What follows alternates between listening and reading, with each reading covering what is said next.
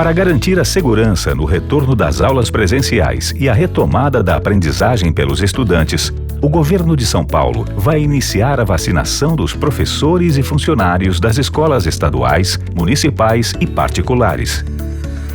A vacinação começará pelos professores e funcionários da educação básica com mais de 47 anos. Faça já o seu pré-cadastro. Governo de São Paulo. Estado de respeito.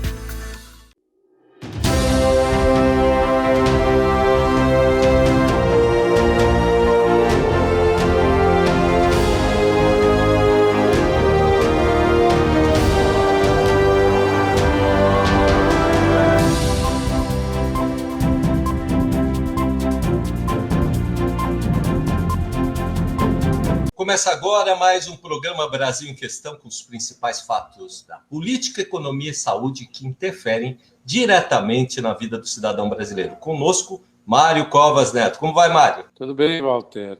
Tudo bem, amigos que estão nos assistindo. Quero aqui já aproveitar e cumprimentar aqui o senador Álvaro Dias, meu amigo, companheiro de partido, alguém que eu tenho profundo respeito e admiração pela sua história política. E começo agradecendo a oportunidade que você nos dá de ter esse bate-papo. Senador, boa noite. Agradecemos o senhor que foi ex-governador do Paraná, hoje é senador da República. Bem-vindo ao nosso programa. Obrigado, Walter. Um grande abraço a você, ao Mário. Mário, essa figura extraordinária de homem público e principalmente cidadão, um grande amigo. É uma alegria conversar com vocês e discutir esses problemas que estão sacudindo o país, não é? Num momento muito difícil, uma crise perversa, crise sanitária, crise econômica e, inclusive, crise política, não é? Então, estou à disposição de vocês para conversar. Senador, é exatamente nesse tom, viu, Mário? O senhor que é um historiador de formação, como é que o senhor analisa um momento histórico difícil que o nosso Brasil passa hoje, senador? É uma provação, né? Nós estamos vivendo um calvário.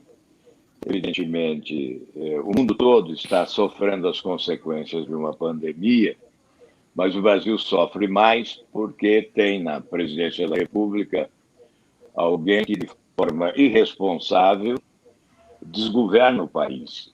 Essa é uma realidade que nós temos até dificuldade de colocar, porque nós queremos o bem do país. Nós não apostamos no quanto pior, melhor. Nós queremos sempre o melhor para a nossa gente, mas, infelizmente, aqueles compromissos que foram sustentados durante a campanha eleitoral, as esperanças que foram suscitadas no processo eleitoral, elas se desvanecem diante de uma realidade que nós estamos enfrentando. A ausência de liderança. Não há liderança. Não há gestão. Não há responsabilidade, nem mesmo respeito a.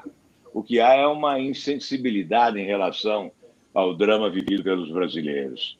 Como nós poderíamos imaginar que esse país chegasse a ser campeão mundial de mortes diárias, né, como está ocorrendo? Se você fizer um cálculo, vai verificar que de cada 100 mortes que ocorrem hoje no mundo, 27 são de brasileiros. E nós, de cada 100 pessoas no mundo, nós temos 3 brasileiros. Então, veja que a proporção se eleva. Logo, logo chegaremos a 500 mil de óbitos no país. É evidente que nós teríamos óbitos no Brasil em razão da pandemia, mas certamente muito menos se providências tivessem sido adotadas e se o palanque não estivesse permanentemente armado, ao invés de uma conjugação de esforços envolvendo governos estaduais, municipais e a União. Se houvesse celeridade nas providências, não é? Se nós não aceitássemos esse negacionismo deplorável, vacinas oferecidas, vacinas recusadas. E hoje nós estamos diante de um drama. As vacinas anunciadas, a quantidade de doses que se anunciou não será apresentada à população no prazo estabelecido. E nós sabemos por quê. Os contratos não foram assinados com a precedência necessária. Ainda há pouco, nós estávamos discutindo no Senado um projeto de lei que pretende quebrar patentes para a produção de vacinas. E por que isso está ocorrendo? Cabe um projeto de lei? Não, a meu ver, não cabe. Nós afrontamos a Constituição, já que é prerrogativa do Executivo tratar de questões de relações externas, não é? E nós afrontamos, inclusive, o Tratado de Viena, que foi subscrito pelo Brasil e referendado pelo Senado. Nós não temos essa prerrogativa no parlamento de aprovar um projeto de lei. Deveria estar o presidente da República cuidando disso, se relacionando com líderes de todo o mundo, estabelecendo o caminho para um acordo internacional que viesse a quebrar patentes para a produção de mais vacinas, que pudesse beneficiar especialmente os países mais pobres. Mas, ao invés disso, ao invés de estar mantendo esse contato com autoridades internacionais, estava hoje em Chapecó, em Santa Catarina, valorizando uma fraude, uma farsa. Valorizando uma farsa, para prestigiar um amigo, o prefeito, que foi seu colega na Câmara dos Deputados. E fazendo a pregação do não isolamento, não distanciamento, enfim, desrespeitando a ciência, no momento em que todos nós deveríamos estar submetidos às orientações da ciência, já que é o único caminho de eficácia que nós podemos encontrar. E deveríamos estar brigando para recuperar o tempo que perdemos, já que poderíamos estar vacinando desde dezembro, não é? E com uma quantidade superior de doses oferecidas à população, estamos nesse atraso assistindo vidas que se perdem em razão, sim, da irresponsabilidade de quem governa o país. Mário? Senador, o senhor acha que esse novo embaixador, o novo ministro das Relações Exteriores, melhor dizendo, pode melhorar essa questão da relação internacional? Porque a gente viu muita discórdia, especialmente em relação à China, onde houve até manifestações do embaixador da China pedindo explicações para o governo, enfim, em função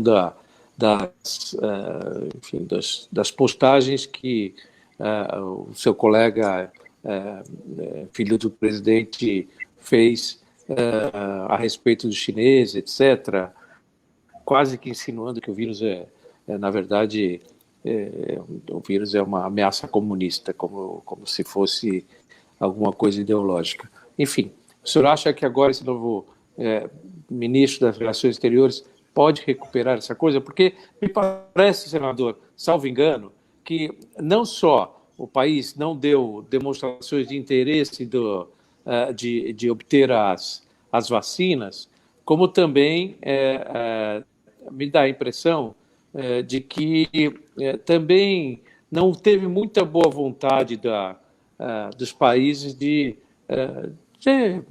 colocar o Brasil, vamos dizer, na linha de frente dos que iriam receber a vacina.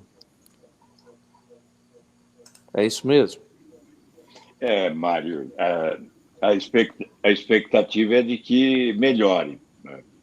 A diplomacia brasileira vinha dando trombadas, né, em outros países, e isso nos prejudicou terrivelmente, né? Hoje, a informação que recebemos no Senado é de que aquela expectativa de que a sobra nos Estados Unidos pudesse ser aproveitada no Brasil frustrou. O que sobra de doses de vacina nos Estados Unidos será encaminhada à OMS. nós estamos também tendo a dificuldade, inclusive, na importação dos insumos. E, obviamente, essas dificuldades são colocadas porque o Brasil não merece prioridade em razão do seu comportamento. A sua postura diplomática trabalha contra os nossos próprios interesses. O discurso do novo ministro de Relações Exteriores veio em outra direção. Então, há hoje uma esperança de que nós poderemos retomar a tradicional diplomacia brasileira, sempre muito competente, não é? Já que ele afirmou que fará a diplomacia da saúde, que orientará as embaixadas brasileiras e todos os consulados do país mundo afora para a busca de vacinas. Então, nós imaginamos que o seu discurso tenha sido sincero. É o que nós desejamos. Senador, hoje em dia, com a Covid, a estimativa para o desempenho do produto interno bruto do país em 2021 é de 3,2%. O senhor pode me corrigir, porém o país não concretiza nem a reforma tributária, a reforma trabalhista, a reforma previdenciária, a reforma política, a reforma econômica e a reforma orçamentária. Podemos atribuir tudo isso ao Covid-19, senador? Olha, nós já estamos com 2 anos e 3 meses, já caminhando no 4º mês de governo, e as reformas prometidas não aconteceram. Eu advogava em 2018 que o presidente eleito devesse, já na primeira semana, instituir um limitador emergencial de despesas para zerar o déficit do ano. E no ano seguinte, a partir do orçamento base zero, eliminar desperdícios em todas as áreas do governo para promover já o crescimento com o superávit nas contas públicas. Isso não ocorreu. Dá licença aí que... Claro. que deveríamos colocar sobre a mesa do Congresso Nacional as principais reformas, estas a que você se refere, né? Reforma política, reforma administrativa, reforma tributária. São reformas essenciais e elas não foram colocadas. O governo é um deserto de ideias, não há criatividade. Nós estamos abismados com o que estamos assistindo no Ministério da Economia. Sabemos que alguns pediram demissão, alguns economistas pediram demissão, outros não aceitaram convite para trabalhar no governo, mas a verdade é que o Ministério da Economia tem feito contas erradas, né? Por exemplo, quando dá transferência de recursos a estados e municípios, o objetivo era compensar a perda de receita. E os recursos repassados aos estados e municípios superaram em cerca de 60% perda de receita, sendo que alguns estados não tiveram perda de receita. Os estados do Sul, especialmente, em razão da produção agrícola e dos preços que se elevaram em função da desvalorização do real, valorização do dólar, né? E as exportações. E agora, na elaboração do orçamento, pior, não é? Uma demonstração de que o governo não sabe fazer conta. Nós tivemos a aprovação de um orçamento temerário, né, que vai obrigar o governo a passar o ano tapando os buracos do orçamento abertos pela sua incompetência, sob pena até de chegarmos aí a um processo de impeachment, porque a regra de ouro não será respeitada se o governo não usar esse expediente dos projetos que são encaminhados ao Congresso para suplementação de recursos. O governo permitiu que o relator, que foi escolhido pelo governo, evidentemente, e que manteve contatos permanentes com o ministro da Fazenda para a elaboração do seu parecer, a proposta orçamentária que é do Executivo, não é? Permitiu a transferência de de recursos de itens obrigatórios, né, para atender a parlamentares.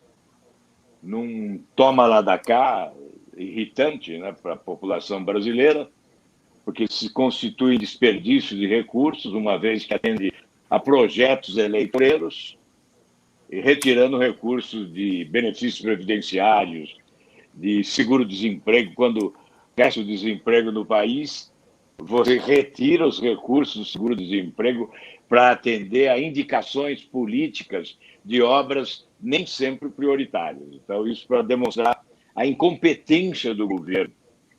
É por isso que as reformas não aconteceram.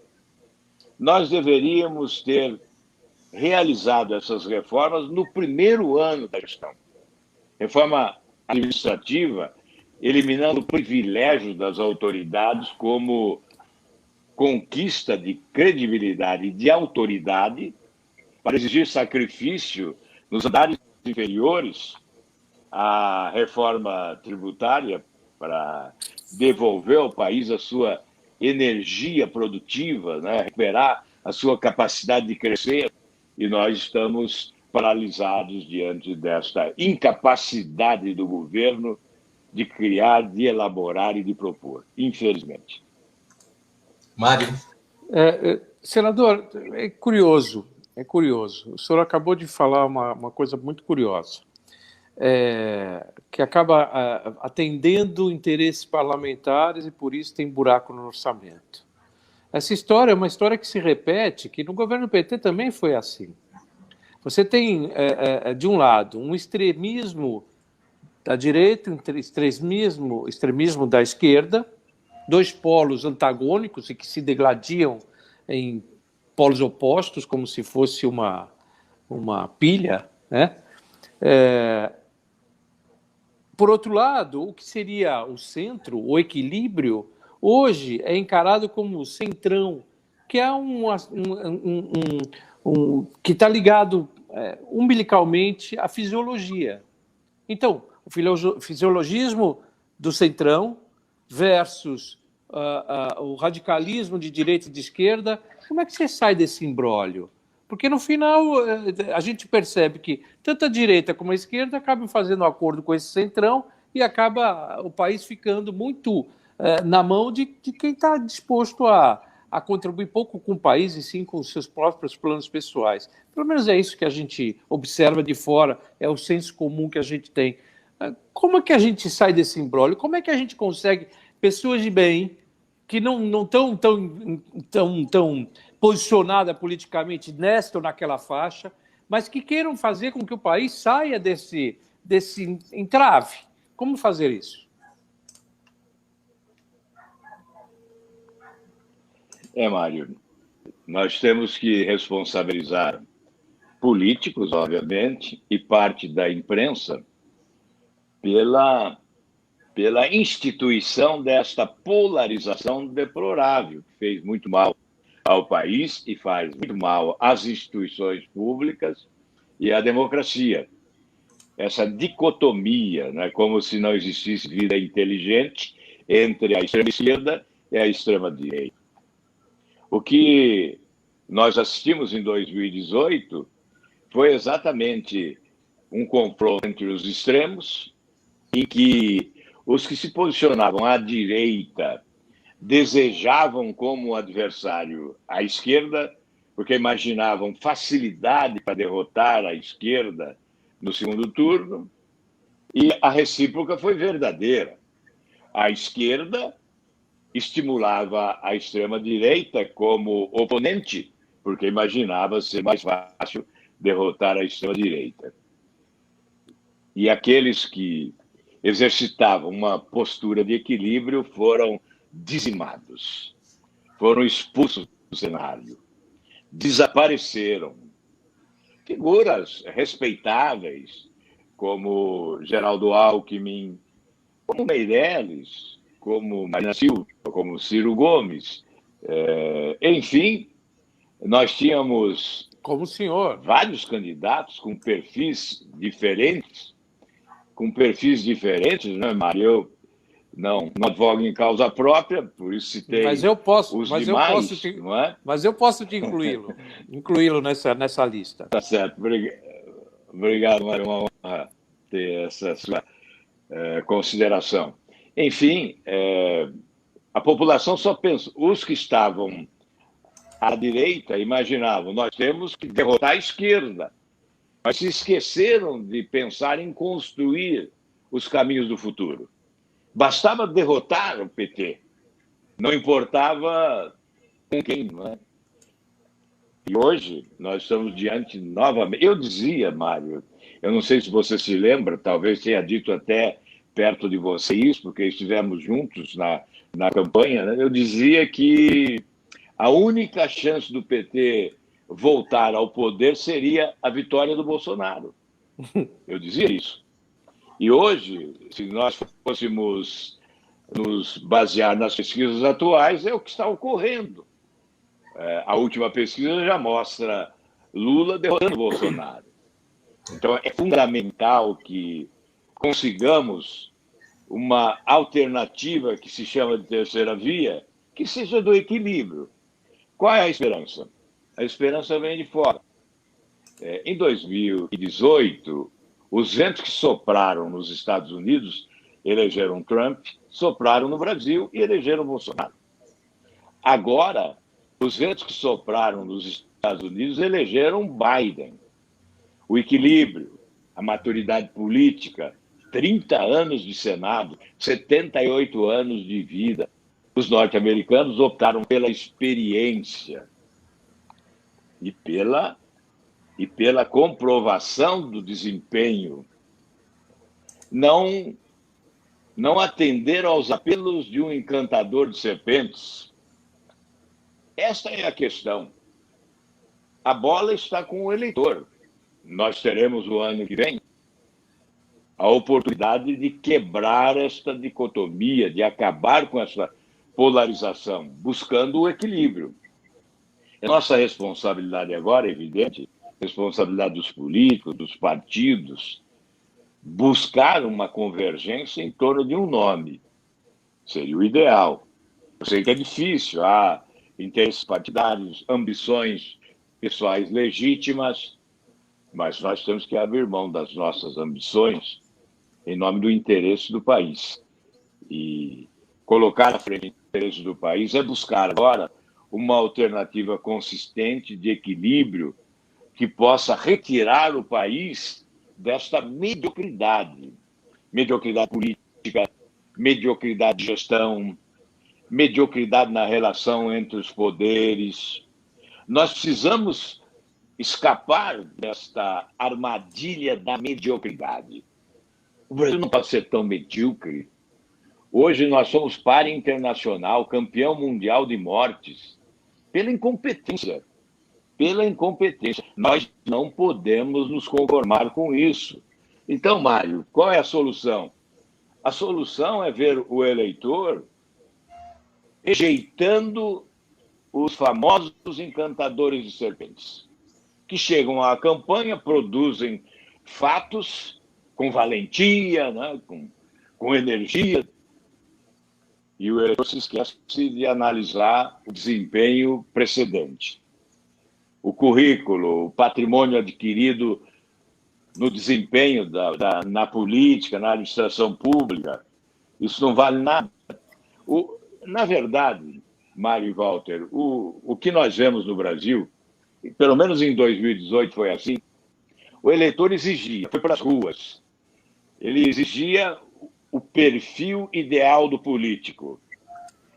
O político que administra bem a coisa pública, que acaba com os privilégios das autoridades e que é honesto, trabalhador e eficiente. Aí chegou a eleição, ele se esqueceu disso. O eleitor se esqueceu disso. Vamos ser francos, não é? Vamos ser francos. O eleitor não se lembrou que era esse o perfil desenhado por ele, político, adequado para o nosso país. E aí aceitou e se apaixonou por um encantador de serpentes. E é isso, A consequência é essa. Nós somos vítimas dos erros que cometemos quando escolhemos mal. Então, a solução, você perguntou qual é a solução é o eleitor acordar, o eleitor entender que ele está elegendo alguém para governar, para administrar, sobretudo, as pressões, os interesses que são diversos, não é? E não está elegendo alguém para ficar no palanque com demonstração de valentia, com uma verborragia despudorada, às vezes, né, que pode encantar alguns treslocados, mas que não nos encanta. Aliás, é preciso eleger alguém com equilíbrio e não eleger um Napoleão de hospício. O Brasil não precisa de um Napoleão de hospício. Senador, o que a gente percebe... Desculpe, Walter, só um comentário. O que a gente percebe é que, nos últimos tempos, especialmente na eleição presidencial, mas isso não é só na eleição presidencial, não. Ocorre em outras esferas também. Mas vota-se mais com a emoção do que com a razão, né? Então, essa coisa de você não querer votar num porque não quer o outro, é uma coisa puramente emocional. O racional é você pensar, eu vou votar no melhor, naquele que eu acho que vai poder me representar melhor. Talvez essa seja uma tarefa que os políticos, nós todos que exercemos alguma coisa, alguma atividade política, tenhamos pela frente. O desafio de poder falar com a população de uma forma racional e que sensibilize a população de que esse é o caminho mais adequado, e não emocional. Não emocional. Eventualmente acontece esse tipo de coisa. Quer dizer, numa hora você está de um lado, na outra hora você está de outro, simplesmente porque do outro é oposição àquele anterior. Então, enfim, era só um comentário que eu queria fazer. Agora, eu gosto muito, viu, Walter? O Álvaro Dias o senador é um amigo Mário, de muito tempo. Tem toda a razão. Desculpe. Pode falar, senador. Você tem razão. O que deve prevalecer é a razão, não é? E não a emoção. Você deve respeitar o líder, o governante, e não se apaixonar por ele, não é? Nem ter medo Na dele. verdade, o que ocorre é quando há essa paixão, né? Essa paixão, e a decisão vem carregada de emoção, você acaba se equivocando. É preciso ter, lá nos Estados Unidos agora, prevaleceu a razão, e está dando certo, porque hoje o presidente Biden tem a aprovação popular. As medidas que ele adotou, a mudança de estilo, já mudou o cenário nos Estados Unidos.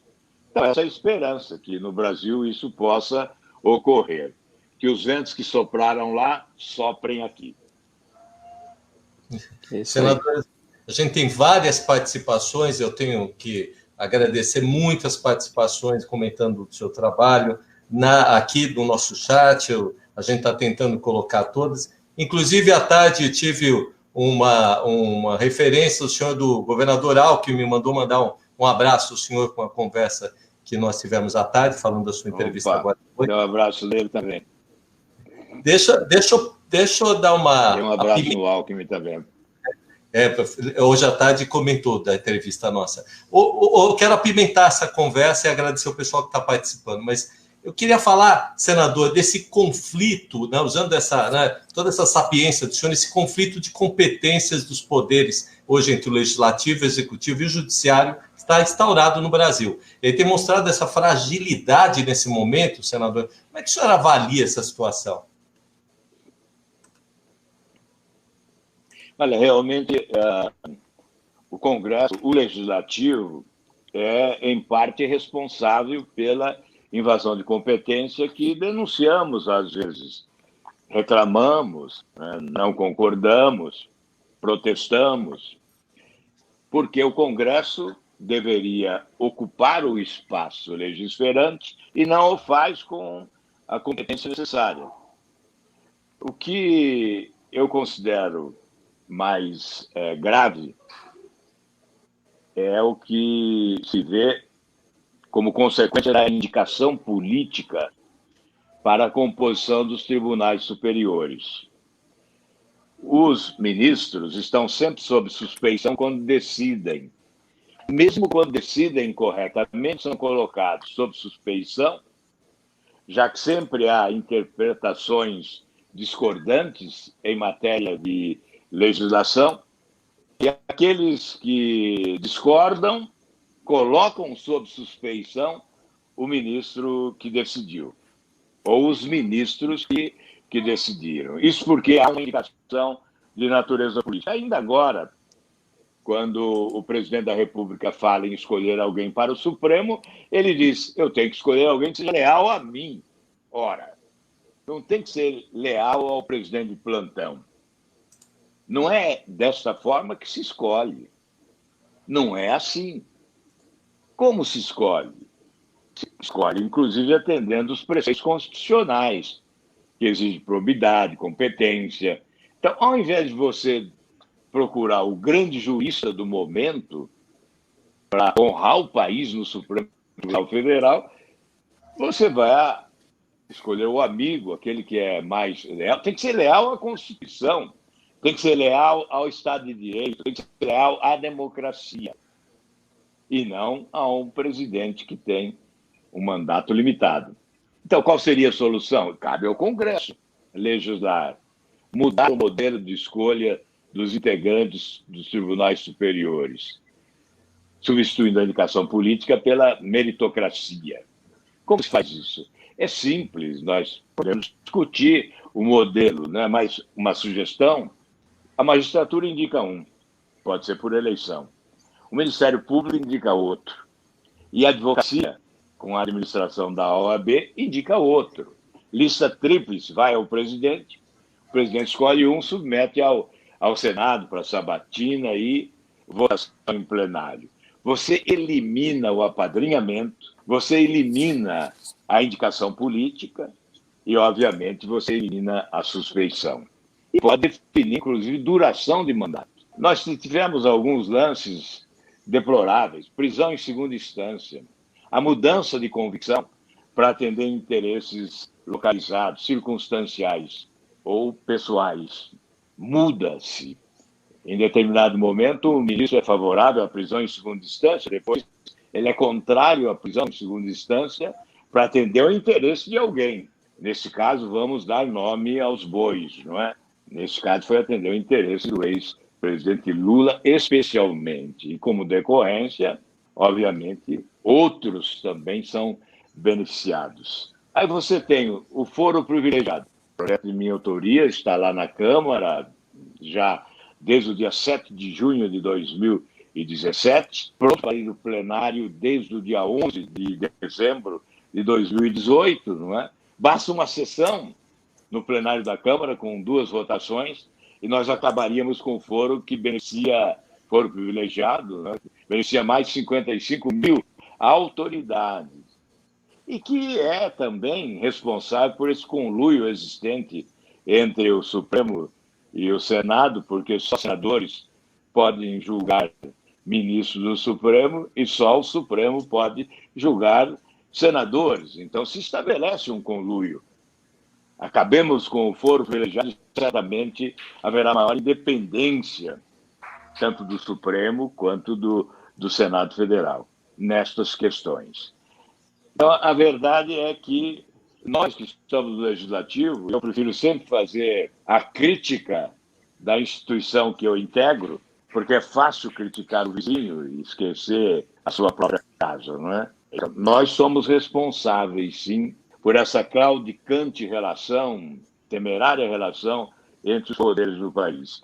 E é por isso também, e nós temos que assumir a responsabilidade no Poder Legislativo, que há esse toma lá da cá, essa relação promíscua entre o Executivo e o Legislativo. Né? O balcão de negócios continua de pé. A promessa foi destruí-lo, né? Mesmo que fosse a machadadas. No entanto, ele continua de pé. O toma lá da cá vigora como nunca vigorou. os valores são até superiores aos valores de antes. A elaboração desse orçamento, a aprovação desse orçamento, é a confirmação do que eu estou dizendo. Esse orçamento foi aprovado sob a égide do toma lá da cá. Portanto, as relações de promiscuidade, elas têm origem, evidentemente, no Poder Executivo, neste caso, mas têm a complacência, a condescendência e a participação, a cumplicidade do Poder Legislativo. Eu, nos últimos tempos, com essa movimentação dos ministros militares do governo, a pedir demissão em conjunto, uma entrada de um novo ministro do Exército, me parece que mais alinhado com o presidente. Não que os ministros não devam ser alinhados, são escolhas dele, portanto, é natural que seja alinhado.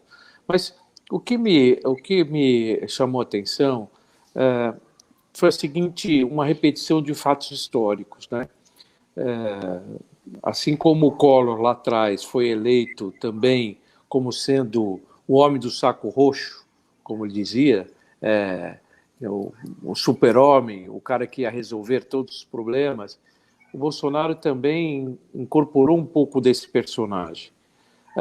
Eu fico preocupado nessa repetição de um outro fato do ponto de vista da atuação dos militares, que foi em 1968, por ocasião do AI-5. O que aconteceu naquela época, então?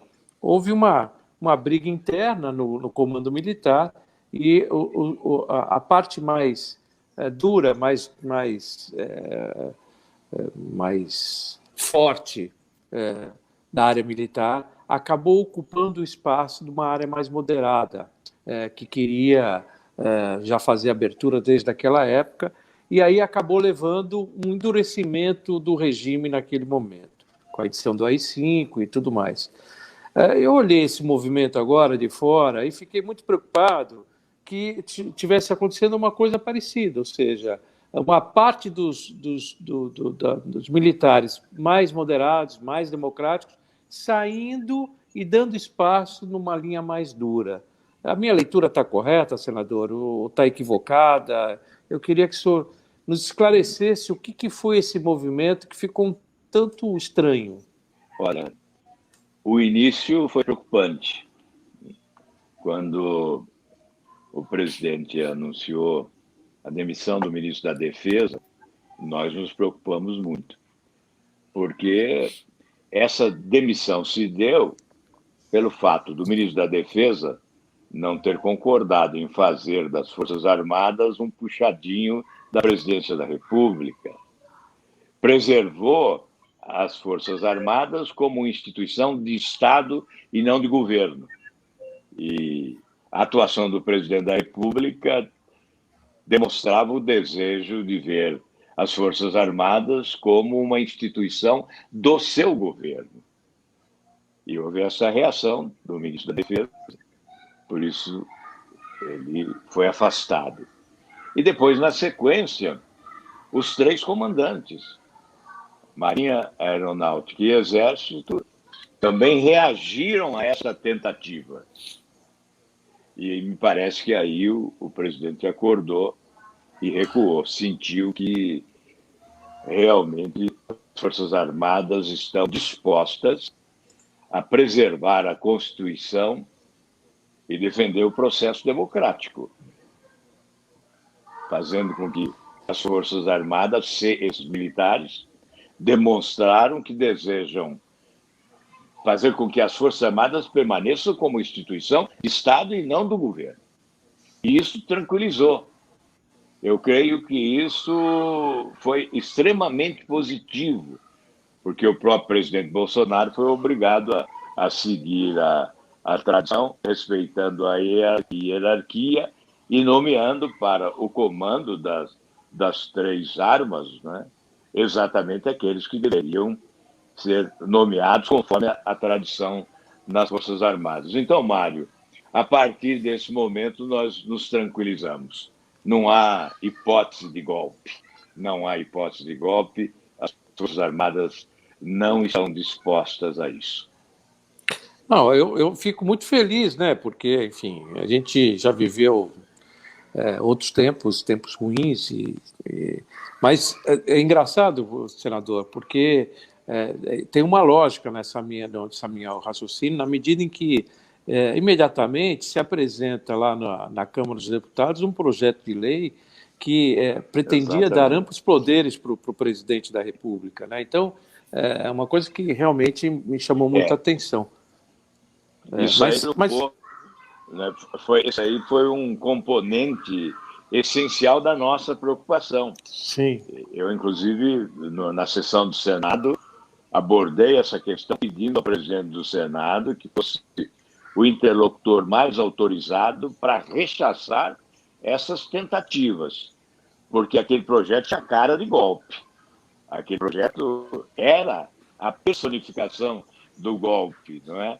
E ele não foi colocado lá por acaso. Fazia parte de um esquema, de uma tentativa.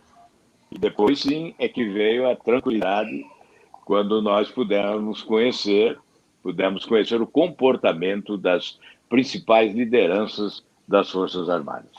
Fico mais tranquilo, senador. Muito obrigado pelo esclarecimento. Walter. Senador, o senhor foi representante pelo Senado Federal como observador parlamentar ali na Assembleia das Nações Unidas, em Nova York, né? Como é que o senhor vê a imagem do Brasil no mundo, né? Inclusive, a gente até mudou o chanceler, né? Qual é a expectativa, sua análise dessa situação? É deplorável, infelizmente, né? Nós nunca tivemos uma imagem tão arranhada como atualmente, né? As lambanças que nós assistimos aqui repercutiram extraordinariamente mundo afora, né? Sem dúvida, nós pensamos oportunidades preciosas de estabelecer uma boa relação, principalmente com os países de primeiro mundo, né? Visando os nossos interesses, e agora, mais do que nunca, nós estamos sofrendo as consequências, porque não somos colocados como prioritários no momento de definirem as vacinas, não é? Estamos verificando que o nosso governo está sendo considerado um pária internacional. Um pária internacional. Em razão exatamente do comprometimento das relações diplomáticas que nós temos que concordar, sempre tivemos uma política diplomática competente, inteligente, que se granjeou para o país a respeitabilidade das outras nações. E nós estamos vivendo, sim, um péssimo momento internacional. Seria o caso de mudar um pouco o regimento para que não permitisse que projetos que sejam aprovados por uma casa não fiquem indefinidamente parados na outra casa. Essa coisa do fim do foro privilegiado é uma vergonha, porque no final das contas fica na mão da Câmara e do presidente da Câmara, que no final é quem faz a pauta, não é? Ou dos líderes, eu não sei exatamente como é que é esse processo, mas fica indefinido isso e, enfim, aquilo que uma parte da sociedade, através do Senado Federal, considera correto, não se aprova na Câmara ou não se discute. Não é que não se aprova, não se discute simplesmente porque atende o interesse de alguém que domina a máquina, vamos dizer assim, né? Então, não seria o caso estabelecer algo como o decurso de prazo, como das medidas provisórias, alguma coisa que pudesse agilizar, porque, afinal, o parlamento é o lugar da discussão, mas se não houver a discussão, você nunca vai avançar no processo, não é? Tem razão, Mário. O pior lugar para os projetos é a gaveta do presidente. Mas ele é que tem a prerrogativa de eleger a prioridade, né? Infelizmente, é desta forma. Existem reuniões, sim, de líderes. As reuniões são realizadas. No Senado, nós realizamos semanalmente, toda quinta-feira, e nós sugerimos os projetos que devem ir para a pauta, mas fica exclusivamente a critério do presidente da Casa. É prerrogativa única e exclusiva do presidente da Casa. Os processos de impeachment, pior ainda, né? Há uma tentativa de mudar o regimento e no Senado há um esforço. Quem preside nunca tem interesse em mudar o regimento, né? Porque tem muito poder, exerce o poder, especialmente nesse sistema remoto de deliberação ainda é mais complicado. O poder de quem preside ainda é maior.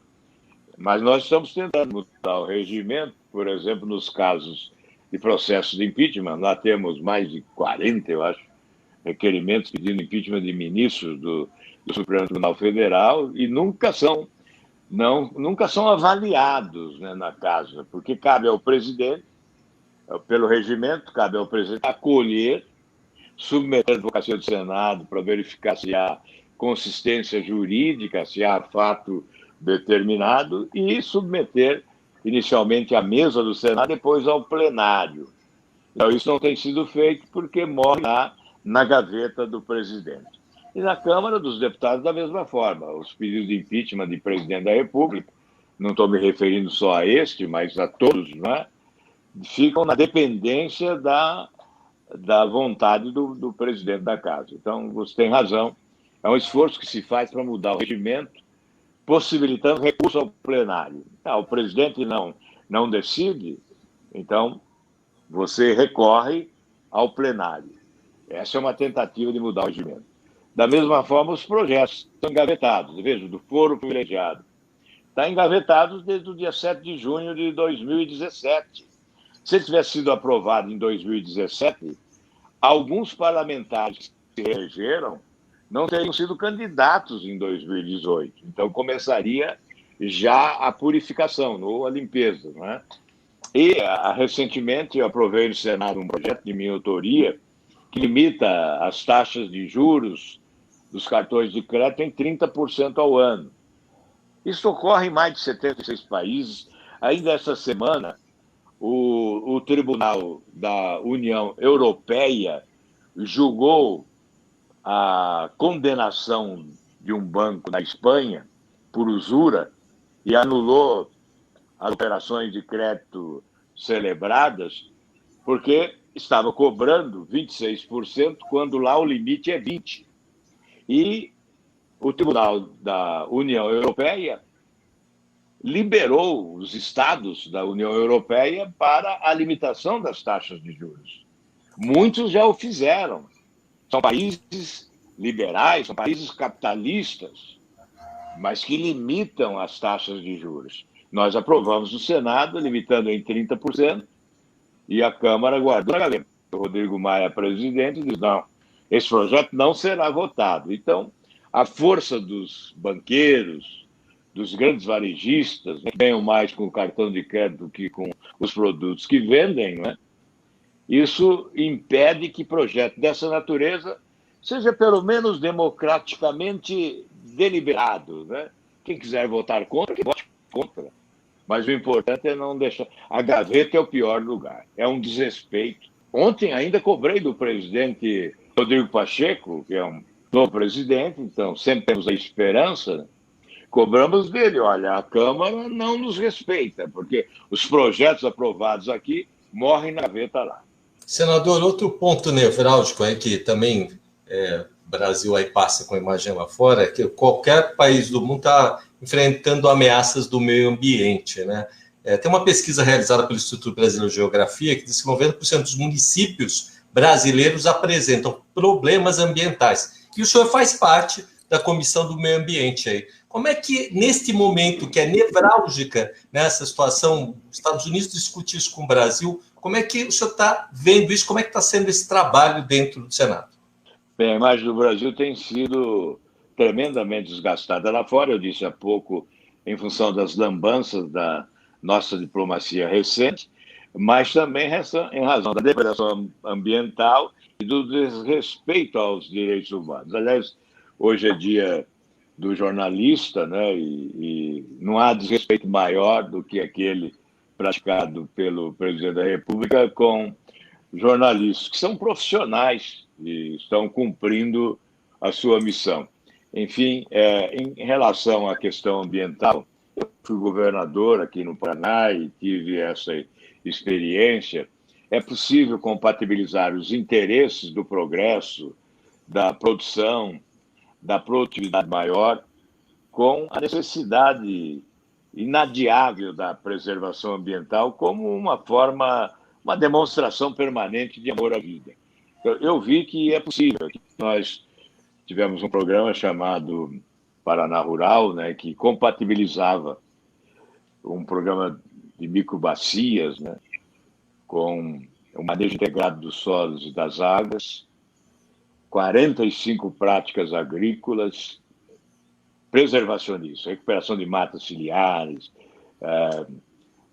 os murunduns, né, que são chamados de murundum, na forma de curva de nível, para evitar que a água das chuvas carregasse para os lagos e para os rios, a fertilidade do solo, inclusive. Então, tornamos o solo mais produtivo, mais fértil e preservamos o meio ambiente. Esse programa foi considerado modelo para o mundo, pela FAO, pelo Banco Mundial, foi implementado em 18 países, mas isso é ignorado no país de modo geral, né? Os bons exemplos de preservação podem ser aproveitados pelo governo da União. Então, é evidente que o problema maior é na Amazônia. Lá que reside o maior problema. Mas nós temos, por exemplo, as APAs, né, os parques ambientais que são criados pelo governo, que retira a liberdade dos proprietários de exercer a atividade, mas o governo não desapropria, porque não tem recursos para as desapropriações. Então, a depredação é maior do que se ficasse com o setor privado. Não cuidam desses parques. Então, é possível, neste caso, por exemplo, estabelecer uma parceria. A responsabilidade da preservação fica com o setor privado, os proprietários assumem esta responsabilidade, vão explorar a área, se é turismo, se é produção agrícola, mas nos limites estabelecidos pelo Estado brasileiro, ou seja, as normas serão impostas pelo governo, e aqueles que não respeitarem as normas estabelecidas terão as suas áreas desapropriadas. Se nós adotarmos uma política ambiental competente, responsável, especialmente na Amazônia, que tem os olhos do mundo voltados para ela, não é? Certamente nós teremos a contribuição do mundo para a preservação ambiental no Brasil. E tem que ser uma exigência nossa. Se o mundo todo quer que preservemos, e outras nações já depredaram, não preservaram, e agora exigem que o nosso país preserve, é justo que exijamos também uma contribuição das grandes nações para a preservação ambiental no nosso país. Nós podemos adotar uma política, inclusive, que beneficie os proprietários que preservam as suas áreas. Há em outros países essa política que torna vantagem maior preservar do que devastar para produzir. Isso é possível. Agora, nós precisamos de um governo que governe.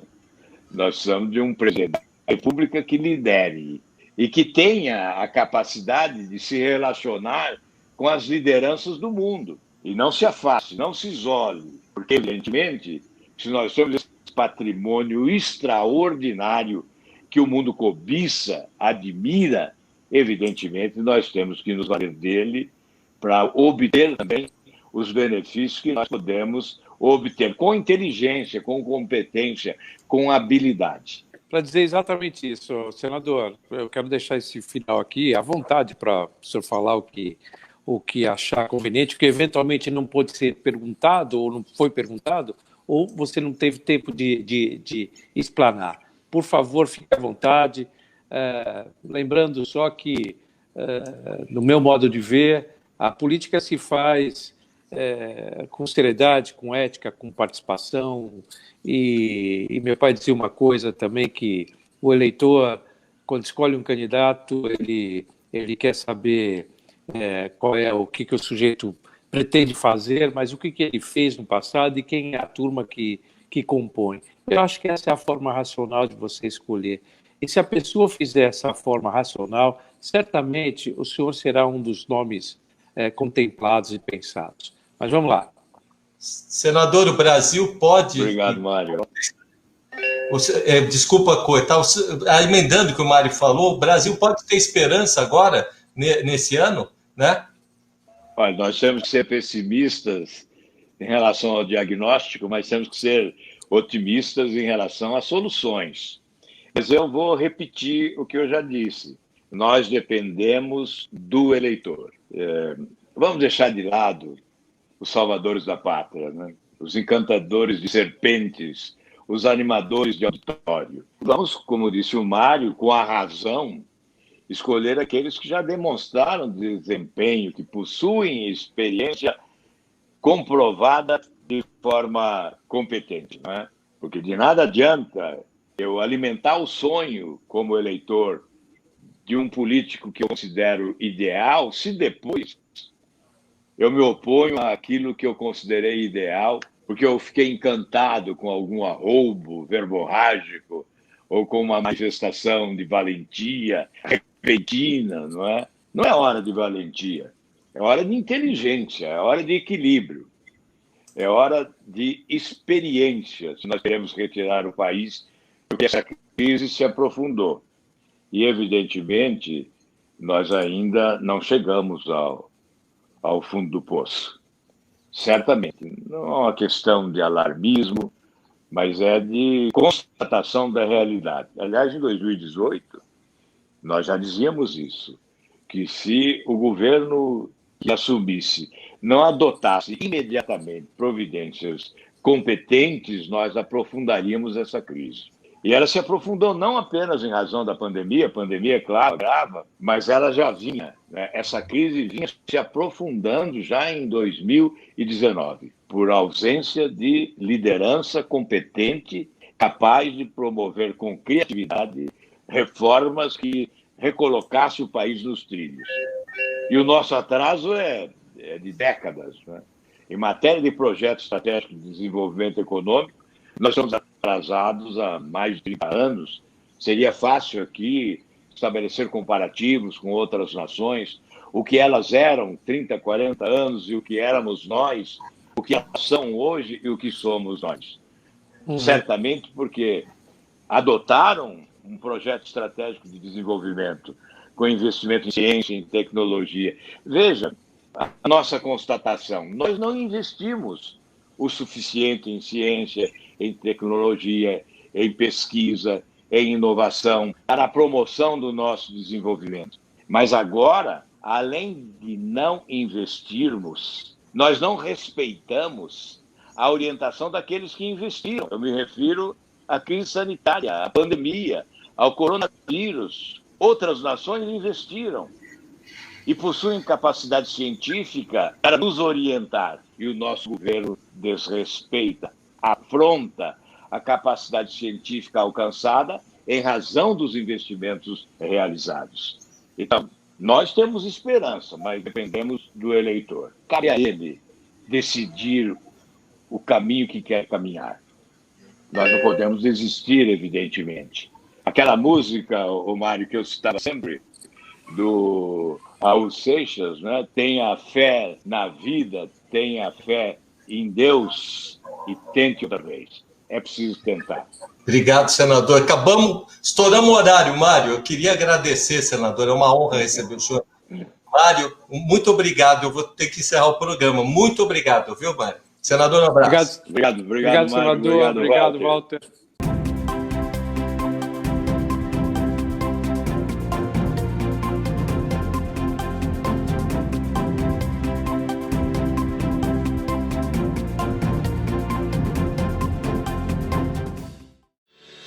Para garantir a segurança no retorno das aulas presenciais e a retomada da aprendizagem pelos estudantes, o governo de São Paulo vai iniciar a vacinação dos professores e funcionários das escolas estaduais, municipais e particulares.